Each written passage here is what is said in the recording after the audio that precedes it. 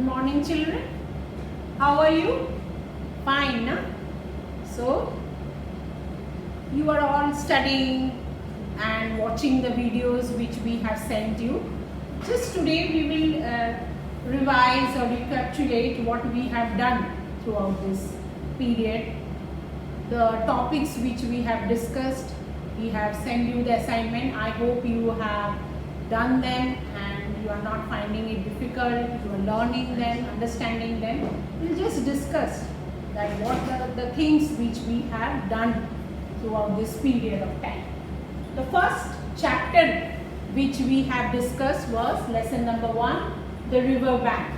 I hope you all have understood the story of that mole who was painting his hole, and he lives in a hole and he was painting throughout the day and he got tired and he threw his brush and came out and went near the river bank for the first time, and he was enjoying sitting near the river, and suddenly he met his friend Water Rat, and Water Rat was in the boat, and he asked Mole to come to his boat, and they all had a ride, they both had a ride in fact, and he enjoyed the day with him and he saw the lovely woods, and he wished to, the mole wished to go to the lovely woods, but Water Rat told him not to go there because there might be some animals who live there like weasels, foxes, and they might attack them.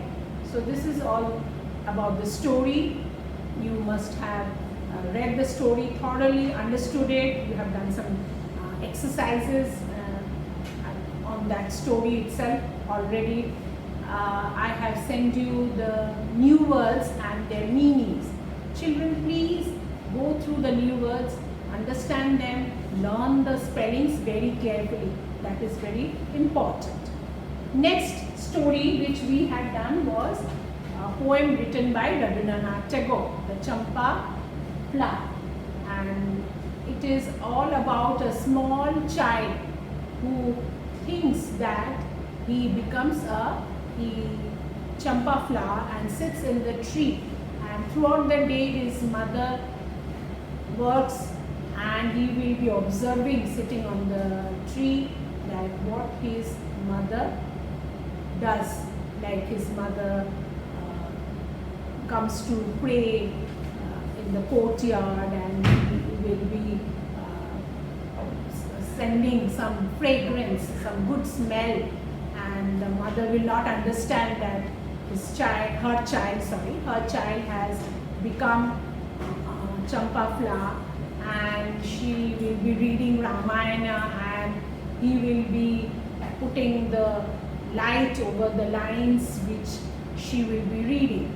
In this way, at the end of the day, when the mother comes to the courtyard again to pray, and he will jump and come down because he wants that his mother tells story to him and he will be happy to be with his mother again. So this is all about the poem. Again I am telling you, you read the new words, you learn the spellings, you recite the poem. Already the videos of other poems also have been sent to you. Please go through those poems, recite with them, try to understand the poem. And this poem is very simple. It is also that you can also write something, that what are the things you wish to do.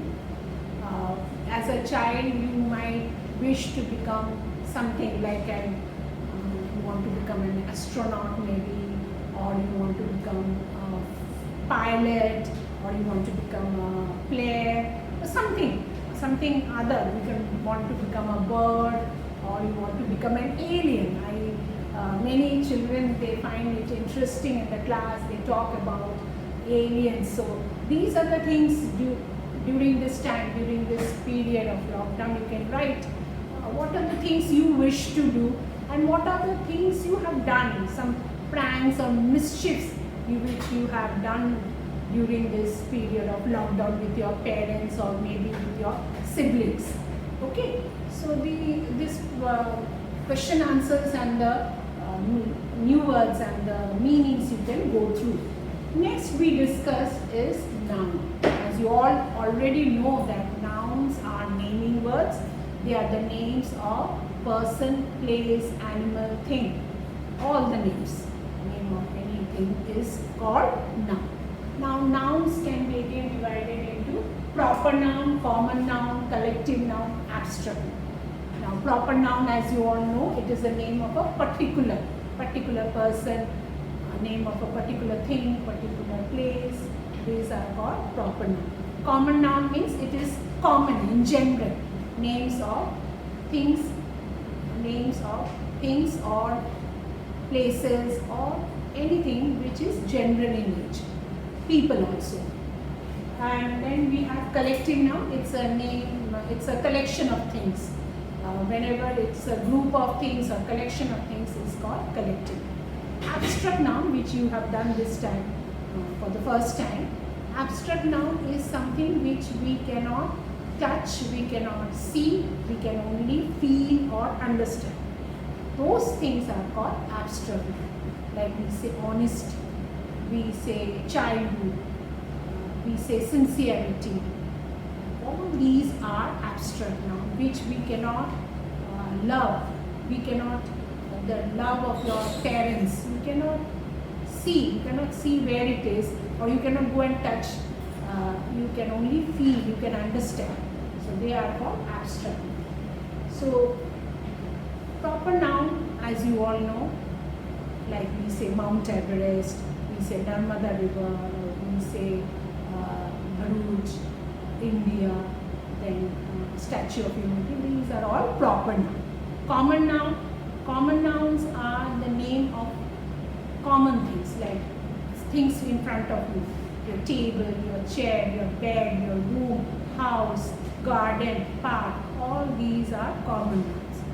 Collective nouns is a collection of things, like we say bunch of keys, an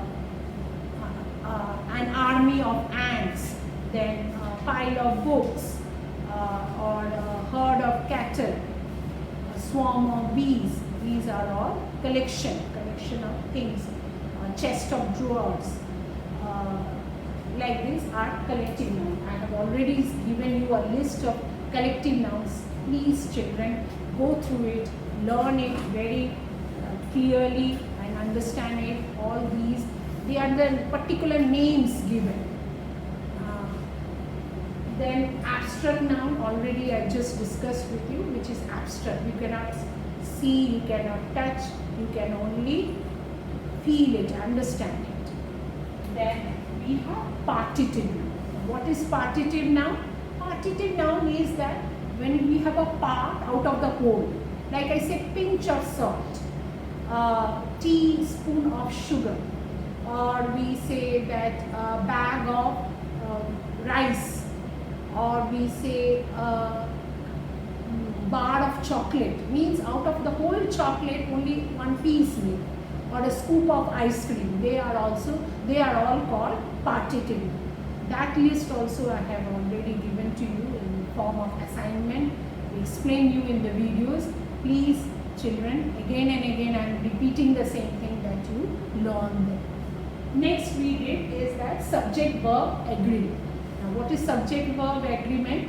Verbs, again I come to you, that verbs means action words. The things we do, it's all verbs. Like we talk, we sit, we listen, we run, we sleep, we eat. All action words are verbs, like all naming words are noun, all action words are verb. Now subject. Subject means about the person we are talking about or the thing we are talking about in the sentence. The person or the thing we are talking about in the sentence is the subject. So the subject and the verb should agree. Now how they should agree, we have discussed. I'll send you the video, that if the subject is one, then with the verb we add S. Like I said, he runs, but they run. So when we are talking about one thing or one person, then it is with the verb we have to add s or es. Like he goes to school. Goes, G-O-E-S, goes to school. But we go to school. So he or she is one. So it becomes es or s. And when there are many, we do not add s. We simply write like they write, or the children play football. But when we say the name of a person, any person, like I said, Rehan. Rehan runs. But when we say the children run, okay, so they should agree.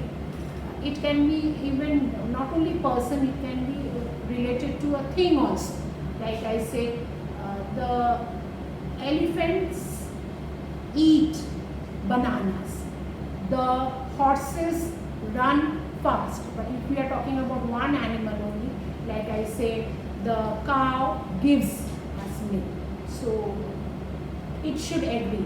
The subject we are talking about, or the person or a thing we are talking about, should agree with the verb. If there is a singular subject, then we add s or es with the verb. If there is plural subject, we are talking about many person, then we do not add s or es. It's only the verb. So this also, the table chart has been given to you. Please go through it, do the exercises properly. Regularly you are getting different exercises. I hope you are able to understand. If you are not, we will discuss in the coming session. Thank you, children.